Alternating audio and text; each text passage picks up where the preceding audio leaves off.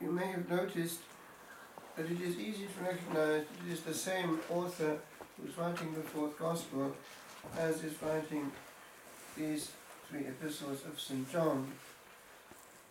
There is a certain repetition of themes: light and darkness, the centrality of the Word made flesh, and this leitmotif of love. Some years ago, I was touched by seeing this testimony of a person who wasn't particularly Christian actually, but died and had this near-death experience, which by now seems to be more common because of medical skill, calling people back from the beyond. And he was given to understand this message, which I've never forgotten. It's that he was given to see and feel and know directly in the soul that the meaning of the universe was love. Now, as it happens, yesterday I was praying in a field not far away from here, chanting the office. Sometimes, ironically, it's easier to find complete isolation away from the hermitage because of the many people who call at all times unexpectedly. And I was admiring how actually something I had not noticed before is true in nature. Next time you're in a field, look around, and if you find any brethren of the cow species, look at what they're doing. They are gravitating towards each other. One's head is scratching the other's head, and any other part that might need to be scratched, and they are always together. One goes to the font to drink, and the other comes after, and there's no bullying. And they don't hurry, they have time. What is this life so full of stress that we can't actually do what they're doing? We can't ruminate. We have to be whizzing somewhere, and life passes us by. Well, stress takes away that, and they haven't got it. Also, oftentimes in this chapel here, if the curtains are open, I sometimes during prayer happen to look outside and see what's going on. And the birds are actually doing something similar. They come politely, the little ones first, then bigger ones, and then bigger ones, and all take their breakfast without any bullying. And we've noticed also that there is a robin who kind of knows when the sacred is going on at the elevation. Maybe there's more between us than actually we realize on earth. Language, therefore, can also be silent and physical. And indeed, the child only has that, but he understands it perfectly well. And I remember in Italy, where all kinds of children would come from all kinds of countries, there was a language which was universally understood. A smile and even a hug. They understand it perfectly well because God wrote it in their being. But the other two is true. When one draws close to a person, one can sometimes pick up vibes. Is there love and warmth here, or something else? Even on the road, one can detect there's something else. People who react and overreact are because they themselves are not at peace, and they're not able to give joy, and therefore they're taking back what's coming out of them. What comes out also goes back into us and gets worse and worse if it's never handled. So don't react to a person who has a problem, just know where the problem is and don't make it yours. Now, with regard to supernatural love, it's a notch higher. We love the soul, even the miserable soul, before us with the eyes of God. You may have heard of Maria Simma. She's dead now, unfortunately, but she was a victim soul for the souls in purgatory. She had a pretty good idea of souls, both in this world and in the beyond. But she didn't want to lose a single one. she could look into a soul and see its potentiality. One time she was on a train, and in the carriage opposite her was a youngish man who for the whole journey did not cease to demolish the church, God, and anything that went with them. She did not get involved, but stayed in quiet mode and took in and observed and prayed.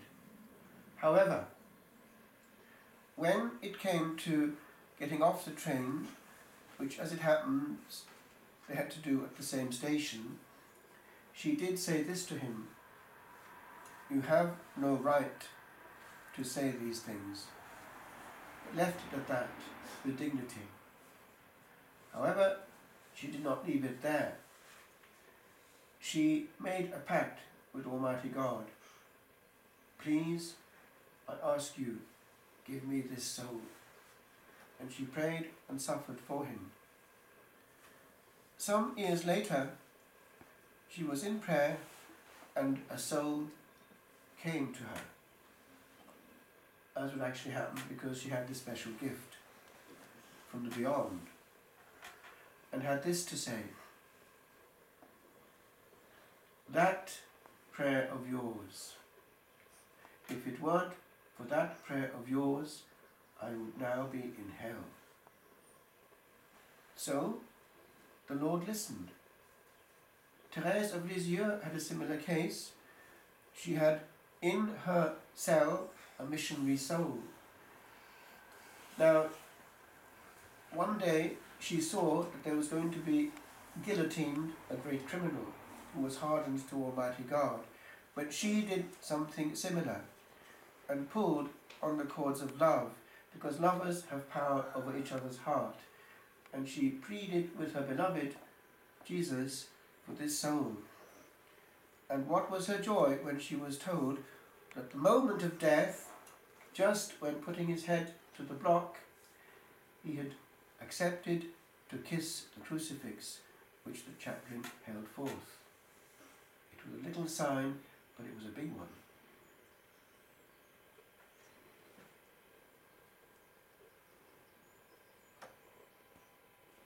With regard to love, it can actually also have an effect on two levels very close to each other. Now, when we are loving, we are turning on the best in us. This applies to every human soul throughout creation. There's the case of this lady who went into modern religious history as the soul in hell, who gave us the letter from hell. I translated it years ago from French, although the original actually is German. And this came through at one point. It's that when she was helping her mother, because of her natural good acts at that point, there was something in her which was pulling at her, but wasn't just human. It was a thin frontier between the two, but what was going on was that basic slight goodness still there was an open door, and Grace was pulling hard. Moreover, at one point she went into a chapel, I think in the hospital, and there something happened which nearly tipped the balance. She cried. Now those 2 points, being broken and being kind, are open doors, because there's an element of love coming in, and that takes away hardness of heart, which is the fundamental enemy of the soul. However, when it came to the last pull, actually on a Sunday morning, you could perhaps go to Mass one time, she said, "No, let's be finished with this forevermore." And that day there was a fatal accident. She didn't make it, because she refused that pull, that gentle pull, which doesn't bully. Now, there's a case in the life of Maria Simba which is curious.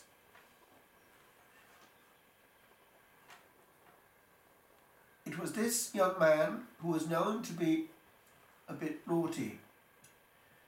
He wasn't practicing, but one day a terrible avalanche took place, and despite his parents saying, "Don't go out," he went out to rescue his soul, who had been this friend of his who was under the snow. He tried his best to keep him from dying, but then there was a second avalanche which took him away as well, and that was his end. Now, Maria Simba was much consoled when she found actually that act, which was based on human goodness, had been an open door, and he had not been lost in the beyond. She also saw other curious things, such as this one. One day, two people had died fairly close to each other. One was a priest who had been, according to everyone's opinion, a very holy priest. So much so that he would be very critical of those who did not behave as they should do in this way and that one in church and so on.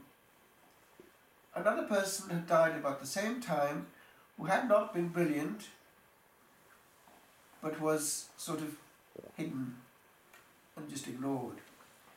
And people were curious when it turned out, according to what she had seen, and they tried to verify it. The one actually who wasn't all that brilliant and good had not had a long time in purgatory, whereas the priest was roasting nicely. And the reason was this: the charity was lacking in the priest, whereas the other, half miserable though she was, never offended. So let's be clear. When the Lord gives one and only one rubric, if you like, he's keeping it simple, but he means business. And we can't come to him at the altar and then go out and hurt him in the real presence that he has in the heart next to us.